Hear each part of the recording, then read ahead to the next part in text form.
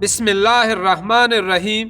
حدیث مبارکہ نمبر 37 صحیح بخاری سے حضرت ابو ہریرہ رضی اللہ تعالیٰ عنہ نے یہ حدیث براہ راست رسول اللہ صلی اللہ علیہ وآلہ وسلم سے روایت کی ہے کہ حضرت محمد صلی اللہ علیہ وآلہ وسلم نے فرمایا، جو کوئی رمضان میں راتوں کو ایمان رکھ کر اور ثواب کے لیے عبادت کرے، اس کے اگلے گناہ بخش دیے جاتے ہیں۔ یہ حدیث براہ راست رسول اللہ صلی اللہ علیہ وآلہ وسلم سے روایت کی ہے۔ یہ حدیث رمضان کی راتوں کی عظمت بیان کرتی ہے۔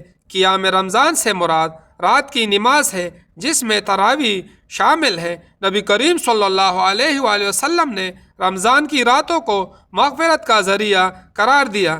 قیام صرف کھڑے ہونے کا نام نہیں بلکہ عبادت ہے۔ اس میں عبادت میں نماز، دعا، تلاوت سب شامل ہے۔ ایمانن کا مطلب ہے اللہ پر مکمل یقین، یعنی یہ یقین کہ اللہ اجر عطا فرمائے گا۔ احتساباً کا مطلب یہ ہے صرف اللہ کے لیے، نہ دکھاوا نہ شہرت کی نیت، خالص نیت اللہ کے لیے ہو۔ اگر نیت درست نہ ہو تو عمل بے وزن ہو جاتا ہے۔ رمضان صبر، عبادت اور تقوی کا مہینہ ہے۔ قیام اللیل نفس کی تربیت کرتا ہے۔ رات کی عبادت دل کو نرم کرتی ہے۔ یہ عبادت انسان کو اللہ کے قریب کرتی ہے۔ حدیث میں غفر لہ آیا ہے، یعنی اللہ کی طرف سے یقینی وعدہ۔ یہ اللہ کی رحمت کی وسعت کو ظاہر کرتا ہے۔ علماء کے مطابق یا صغیرہ گناہ مراد ہے۔ کبیرہ گناہوں کے لیے سچی توبہ ضروری ہے۔ رمضان میں مغفرت کے کئی دروازے کھل جاتے ہیں۔ قیام رمضان ان دروازوں میں سے ایک ہے۔ نبی کریم صلی اللہ علیہ وآلہ وسلم خود بھی قیام فرماتے تھے۔ آپ صلی اللہ علیہ وآلہ وسلم نے صحابہ کو اس کی ترغیب دی ہے۔ تراویح اس قیام رمضان کی عملی شکل ہے۔ جماعت کے ساتھ نماز پڑھنا سنت ہے۔ انفرادی قیام بھی باعث اجر ہے۔ اس حدیث سے معلوم ہوتا ہے کہ عمل سے پہلے نیت اہم ہے۔ تھوڑی عبادت بھی خلوص سے ہو تو بڑی ہے۔ رمضان کا مقصد صرف روزہ نہیں بلکہ رات کی عبادت بھی اہم رکن ہے۔ یہ حدیث مایوس لوگوں کے لیے امید ہے۔ گناہوں کا بوجھ ہلکا ہونے کا پیغام ہے۔ اللہ اپنے بندوں کو معاف کرنا چاہتا ہے، بس بندہ قدم بڑھائے۔ قیام رمضان روحانی ترقی کا ذریعہ ہے۔ یہ ایمان کو تازہ کرتا ہے، دل میں خشیت پیدا کرتا ہے، انسان گناہوں سے نفرت سکھاتا ہے، رمضان کے بعد بھی عبادت کا ذوق دیتا ہے۔ یہ حدیث تربیت نفس کا درس ہے، وقت کی قدر سکھاتی ہے، راتوں کی قیمتی گھڑیاں ضائع نہ کرنے کا پیغام ہے۔ اللہ کی رحمت رات میں زیادہ قریب ہوتی ہے، دعا قبول ہونے کے امکانات بڑھ جاتے ہیں، قیام میں قرآن سے تعلق مضبوط ہوتا ہے۔ یہ حدیث عملی انسان کی دعوت ہے، صرف علم نہیں بلکہ عمل کی تلقین ہے۔ رمضان اصلاح حال کا سنہرا موقع ہے۔ کامیاب وہی ہے جو اس موقع سے فائدہ اٹھائے۔ اگر بندہ خلوصی نیت کے ساتھ رمضان کی راتوں میں اللہ کے سامنے کھڑا ہو جائے تو اللہ اس کے ماضی کے گناہ کو معاف کر دیتا ہے۔ یہ حدیث ہمیں عبادت، اخلاص اور اللہ کی رحمت پر یقین کا درس دیتی ہے۔ حدیث مبارکہ نمبر 38 صحیح بخاری سے حضرت ابو ہریرہ رضی اللہ تعالیٰ عنہ انہوں نے یہ حدیث براہ راست نبی کریم صلی اللہ علیہ وآلہ وسلم سے روایت کی ہے۔ حضرت محمد صلی اللہ علیہ وآلہ وسلم نے فرمایا، جس نے رمضان کے روزے ایمان اور خالص نیت کے ساتھ رکھے، اس کے پچھلے گناہ بخش دیے گئے۔ یہ حدیث رمضان کے روزوں کی عظمت کو بیان کرتی ہے۔ روزہ محض بھوکا رہنے کا نام نہیں بلکہ عبادت ہے۔ ایمانن کا مطلب ہے اللہ پہ کامل یقین کے ساتھ، یعنی روزے کو فرض مان کر رکھنا۔ احتساباً کا مطلب ہے صرف اللہ سے اجر کی امید رکھنا، دکھاوے، رسم یا مجبوری کے طور پر روزہ نہ رکھنا۔ نیت کی خلوص اس عبادت کی روح ہے۔ روزہ انسان کے نفس کو قابو میں لاتا ہے۔ روزہ صبر، تقوی اور شکر کی تربیت دیتا ہے۔ روزے کے ذریعے انسان گناہوں سے بچنے کی کوشش کرتا ہے۔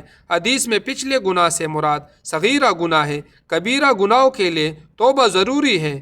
رمضان اللہ کی خاص رحمت کا مہینہ ہے۔ اس مہینے میں نیکی کا اجر کئی گنا بڑھا دیا جاتا ہے۔ روزے بندے اور اللہ کے درمیان خاص عبادت ہے۔ روزے کا اجر اللہ خود عطا فرماتا ہے۔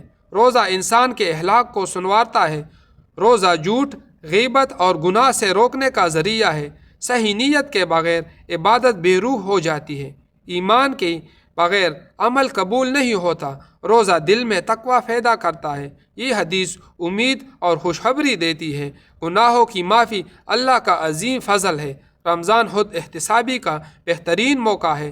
روزہ انسان کو اللہ کے قریب کرتا ہے۔ اس حدیث میں امت کے لیے آسانی ہے۔ اللہ بندے کے توڑے عمل پر بڑا اجر دیتا ہے۔ رمضان میں دلوں کی اصلاح کا موقع ملتا ہے۔ روزہ انسان کو عاجزی سکھاتا ہے۔ یہ عبادت اخلاص کا عملی امتحان ہے۔ بھوک سے غریبوں کا احساس پیدا ہوتا ہے۔ روزہ صبر اور برداشت کی مشق ہے۔ حدیث ایمان اور عمل کے تعلق کو واضح کرتی ہے۔ عمل کی قبولیت کا دار و مدار نیت پر ہے۔ رمضان بخشش کا موسم ہے۔ اس حدیث سے رحمت الہی کا پتہ چلتا ہے۔ روزہ گناہوں کا کفارہ بنتا ہے۔ یہ حدیث امت کو عمل کی ترغیب دیتی ہے۔ رمضان نئی زندگی شروع کرنے کا موقع ہے۔ اخلاص کے ساتھ رکھا گیا روزہ نجات کا ذریعہ ہے۔ رمضان کے روزے صرف رسم کے طور پر نہیں بلکہ پختہ ایمان اور خالص نیت کے ساتھ رکھے جائے، کیونکہ یہی روزے انسان کی مغفرت اور اللہ کی قربت کا ذریعہ بنتے ہیں۔ حدیث مبارکہ نمبر 39 صحیح بخاری سے حضرت ابو ہریرہ رضی اللہ تعالیٰ عنہ انہوں نے یہ حدیث براہ راست رسول اللہ صلی اللہ علیہ وآلہ وسلم سے روایت کی۔ حضرت محمد صلی اللہ علیہ وآلہ وسلم نے فرمایا، بے شک دین آسان ہے، اور جو شخص دین میں سختی اختیار کرے گا دین اس پر غالب آ جائے گا اور اس کی سختی نہیں چل سکے گی۔ بس اس لیے اپنے عمل میں پختگی اختیار کرو اور جہاں تک ممکن ہو میانہ روی برتو، اور خوش ہو جاؤ کہ اس طرز عمل سے تم کو دارین کے فوائد حاصل ہوں گے۔ اور صبح اور دوپہر اور شام اور کس قدر رات میں عبادت سے مدد حاصل کرو۔ نماز 5 وقتہ بھی مراد ہو سکتی ہے کہ پابندی سے ادا کرو۔ اس حدیث میں اسلام کی بنیادی صفت بیان کی گئی ہے کہ دین فطرت کے مطابق اور آسان ہے۔ اسلام انسان کی طاقت سے بڑھ کر بوجھ نہیں ڈالتا۔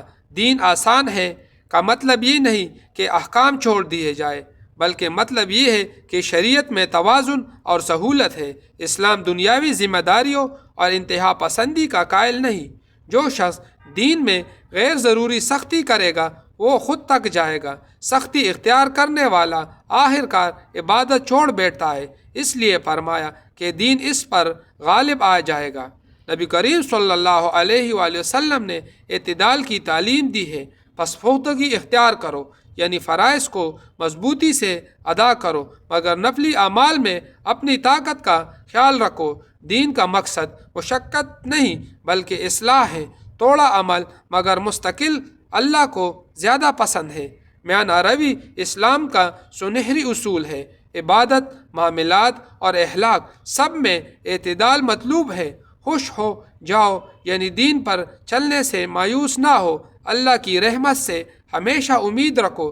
یہ حدیث نا امیدی کی نفی کرتی ہے۔ صبح کے وقت عبادت میں برکت ہے۔ دوپہر میں بھی حسب استطاعت کا ذکر عبادت کرو۔ شام کے وقت بھی اللہ کو یاد رکھو۔ رات کے کچھ حصے میں عبادت خاص اثر رکھتی ہے۔ اس سے مراد 5 وقت کی نماز بھی ہو سکتی ہے۔ نمازوں کی پابندی دین کی بنیاد ہے۔ نبی کریم صلی اللہ علیہ وآلہ وسلم نے وقتوں کو عبادت کے لیے موضوع بنایا۔ اس حدیث میں تدریج، آہستہ آہستہ بڑھنے کا اصول ہے۔ دین انسان کو توڑتا نہیں، سنوارتا ہے۔ سختی اکثر تکبیر اور خود پسندی کو جنم دیتی ہے۔ اعتدال عاجزی اور اخلاص پیدا کرتا ہے۔ اسلام عمل اور نیت دونوں کی اصلاح چاہتا ہے۔ یہ حدیث طلباء علم کے لیے بھی رہنمائی ہے، داعیوں کے لیے بھی اس میں حکمت ہے۔ گھریلوی زندگی میں بھی آسانی مطلوب ہے، معاشرت میں بھی شدت ناپسند ہے۔ اللہ تعالیٰ آسانی کو پسند فرماتا ہے۔ رسول اللہ صلی اللہ علیہ وآلہ وسلم خود بھی سب سے زیادہ متوازن تھے۔ آپ صلی اللہ علیہ وآلہ وسلم نے امت کو مشقت سے بچایا۔ یہ حدیث دین کی حسن کو واضح کرتی ہے۔ اسلام واقعی دین رحمت اور سہولت ہے۔ ہمیں چاہیے کہ دین پر عمل خلوص کے ساتھ کرے، اپنی طاقت کو مد نظر رکھے، عبادت میں اعتدال اپنائے، مایوسیوں سے بچے اور 5 وقت کی نماز کو مضبوطی سے تام لے۔ کیونکہ یہی طریقہ رسول اللہ صلی اللہ علیہ وآلہ وسلم کا سکھایا ہوا ہے۔ حدیث مبارکہ نمبر 46 صحیح بخاری سے حضرت براء بن عازب رضی اللہ تعالیٰ عنہ نے روایت کی ہے۔ اس سے یہ روایت ابو اسحاق نے نقل کی ہے اور آگے محدثین نے اسے بیان کیا۔ حضرت براء رضی اللہ تعالیٰ عنہ صحابہ رسول اللہ صلی اللہ علیہ وآلہ وسلم ہے اور تحویل قبلہ کے عینی شاہد بھی ہے۔ رسول اللہ صلی اللہ علیہ وآلہ وسلم جب مدینہ تشریف لائے تو پہلے اپنے نانحال میں اترے جو انصار تھے، اور وہاں آپ نے 16 یا 17 ماہ بیت المقدس کی طرف منہ کر کے نماز پڑھی، اور آپ کی خواہش تھی کہ آپ کا قبلہ بیت اللہ کی طرف ہو۔ جب بیت اللہ کی طرف نماز پڑھنے کا حکم ہو گیا تو سب سے پہلی نماز جو آپ نے بیت اللہ کی طرف پڑھی عصر کی نماز تھی۔ وہاں آپ صلی اللہ علیہ وآلہ وسلم کے ساتھ لوگوں نے بھی نماز پڑھی۔ پھر آپ کے ساتھ نماز پڑھنے والوں میں سے ایک آدمی نکلا اور اس کا مسجد بنی حارثہ کی طرف گزرا ہوا تو وہ لوگ رکوع میں تھے۔ وہ بولا کہ میں اللہ کی گواہی دیتا ہوں کہ میں نے رسول اللہ صلی اللہ علیہ وآلہ وسلم کے ساتھ مکہ کی طرف منہ کر کے نماز پڑھی ہے۔ یہ سن کر وہ لوگ اسی حالت میں بیت اللہ کی طرف گھوم گئے، اور جب رسول اللہ صلی اللہ علیہ وآلہ وسلم بیت المقدس کی طرف منہ کر کے نماز پڑھایا کرتے تھے، یہودی اور عیسائی خوش ہوتے تھے، مگر جب آپ صلی اللہ علیہ وآلہ وسلم نے بیت اللہ کی طرف منہ پھیر لیا تو انہیں یہ امر ناگوارا ہوا۔ قبلے کی تبدیلی سے پہلے کچھ لوگ مسلمان انتقال کر چکے تھے، تو ہمیں یہ معلوم نہ ہو سکا کہ ان کی نمازوں کے بارے میں کیا کہیں۔ تب اللہ تعالیٰ نے یہ آیات نازل کی، وَمَا كَانَ اللَّهُ لِيُضِيعَ إِيمَانَكُمْ، سورۃ بقرہ 143 نمبر آیات۔ یہاں ایمان سے مراد نماز ہے۔ اللہ نے واضح کر دیا کہ سابقہ نمازیں ضائع نہیں ہوئی، اس سے اللہ کی رحمت اور عدل ظاہر ہوتا ہے۔ صحابہ کرام نے رکوع ہی میں اپنا رخ بدل لیا۔ یہ واقعہ ایمان، اطاعت اور اتحاد کی روشن مثال ہے۔ شریعت میں تبدیلی اللہ کے حکم سے ہوتی ہے۔ صحابہ کرام نے ہر حکم کو فوراً قبول کیا۔ اس حدیث میں امت کے لیے عملی اطاعت کا سبق ہے۔ قبلے کی تبدیلی امت مسلمہ کی مستقل شناخت بنی۔ یہ واقعہ اسلام کی عالمگیریت کی علامت ہے۔ سچا ایمان وہ ہے جو اللہ اور رسول اللہ صلی اللہ علیہ وآلہ وسلم کے حکم کے سامنے مکمل اطاعت اختیار کرے، چاہے عقل میں فوراً بات آئے یا نہ آئے۔ اللہ بندے کی نیت اور اخلاص کو کبھی ضائع نہیں کرتا۔ اے اللہ، ہمیں صحابہ کرام جیسا کامل ایمان عطا فرما۔ ہمیں اپنے اور اپنے رسول اللہ صلی اللہ علیہ وآلہ وسلم ہر حکم پر فوراً عمل کرنے والا بنا۔ ہمارے عبادات کو قبول فرما اور ہمارے سابقہ اعمال کو ضائع نہ فرما۔ ہمیں حق پر ثابت قدم رکھ اور خاتمہ ایمان پر فرما، آمین یا رب العالمین۔ محترم ناظرینو، اگر ویڈیو اچھی لگی ہو تو ویڈیو کو لائک کریں، دوستوں میں شیئر کریں اور ہمارے چینل کو سبسکرائب کر دیں۔ اگلی ویڈیو تک کے لیے اجازت دیجیے گا۔ اللہ حافظ۔